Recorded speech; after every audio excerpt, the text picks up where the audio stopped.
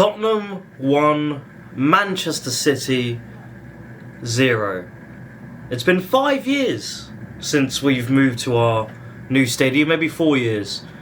But in that time, they've visited us 5 times. They've played 5 games against us at the Tottenham Hotspur Stadium, and they've scored 0. 5 wins, and for them, 0 goals in all of them. We've won 1-0, 2-0, 2-0, 1-0, 1-0 again. They can't seem to score any time they enter North London. I don't know what it is about Man City, how they've become the team that we always wipe the floor with. I think Lloris is the only goalkeeper that Man City seem to fear. Tottenham are the only team that Man City seem to fear at all completely. Lloris relishes playing against Man City. He knows he's not making a mistake when we're playing at home against City anyway. He knows he's in for a comfortable time. Best striker in the world, Erling Haaland, didn't even get a shot on target, didn't even get a shot off target, didn't even get a touch in the box.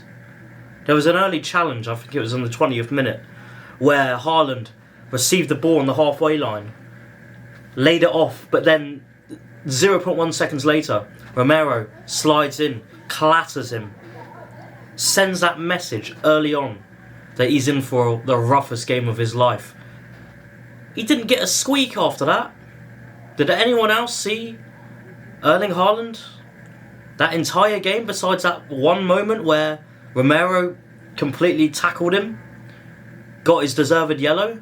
Because he's done that on purpose. I'm very happy about that yellow card. That is a very smart yellow card to get. It really gets in that striker's head. I know people will think Haaland's an emotionless robot and that he plays without emotion, but if you actually see him on the pitch, there's a lot of frustration in his eyes and in his body language. So he can get very animated, and he was visibly frustrated with the City players. Is he very unlikable off the pitch? Is he unlikable in the dressing room? Is that why City players aren't passing to him? Pep's not even got De Bruyne on the field. He's not even got Gundogan on the field. I don't know what Pep's doing these days. With us, I know exactly how we're going to play. I know exactly who's going to play. I know who's going to play where. I know what they're... I know what Conte wants them to do. So if they do something different, I know that they've made mistakes. But with City, I genuinely have no idea anymore. I saw the lineup before the game started and I was genuinely confused as to what they were doing. Rico Lewis has come in and sent Cancelo out the club. João Cancelo, who's got 2 assists in his first 2 games of Bayern Munich. He slotted straight into Bayern and immediately has gotten 2 assists. It's a testament to the type of player he is. He can fit into any system and he'll perform. So what's Pep doing? This isn't about Pep anyway. This is about Emerson, Royal, Royalzinho, Royaldinho. How he's proved a lot of people wrong. After the North London derby, for me that was the final straw. But we've had a few moments with these types of players, like Sissoko, like Emerson Royal, like Matt Doherty, where they start off so poor. And you think they've hit rock bottom, but they're so persistent, and props to Emerson, he's so persistent. He's invested so much off the field into making his career at Tottenham work. £1 million investment into a hydraulic chamber for recovery, I think it was, and a scout supports of Achraf Hakimi from PSG. He wants to succeed at Tottenham. He's invested £1 million of his own money. I know footballers are rich these days, but to invest £1 million of your own money into your own development at 23 years old, that's a testament to his character, to his belief that he can make it at Tottenham. And I salute him for that. Masterclass, 10 out of 10 performance. Grealish had a good game, but at the end of the day, he had a 7 out of 10. Royal had a 10 out of 10 game. Grealish was City's only player doing anything. Yeah, he didn't produce anything, but he was whizzing about. He was winning fouls like no tomorrow. No other City player was doing that. Alvarez, invisible. Haaland was just waiting for the ball to be received to him. Royal completely body-checked Grealish out of the game, and he was Man City's live as spark. So Royale, props to him. Redemption arc, like Sissoko had, like Doherty had. And it's Royalzinho time, baby. Now, player ratings. Lloris still makes me nervous, but there are games where he is genuinely elite. This is one of them. He didn't have to make any incredible saves. He did his job. Solid 6 out of 10.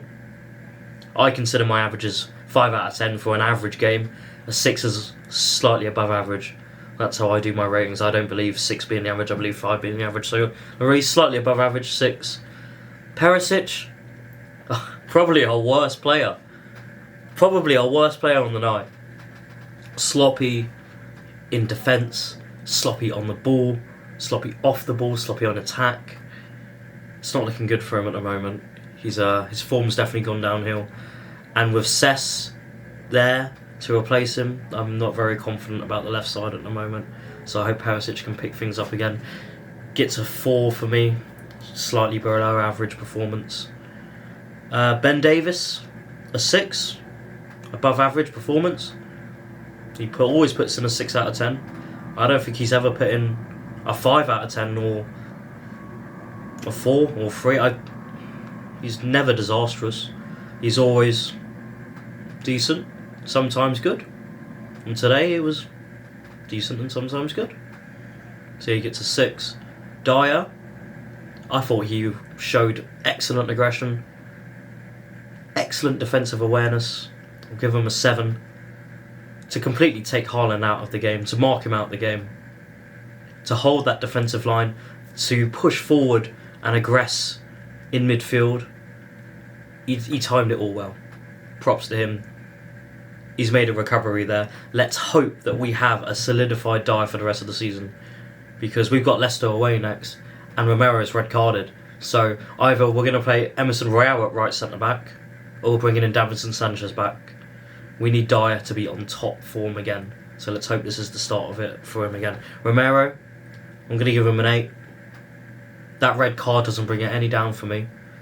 For me, that red card wasn't even his fault. Yeah, first yellow, to get in Haaland's head. It worked. Second yellow, took one for the team. You know, dangerous attack, 87th minute. Grealish is on the ball, skating past. City players are flying through.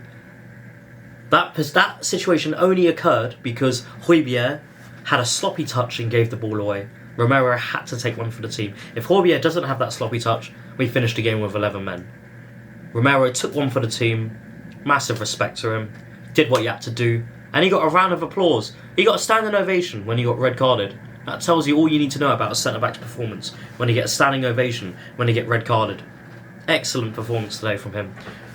Royalzinho, 10 out of 10.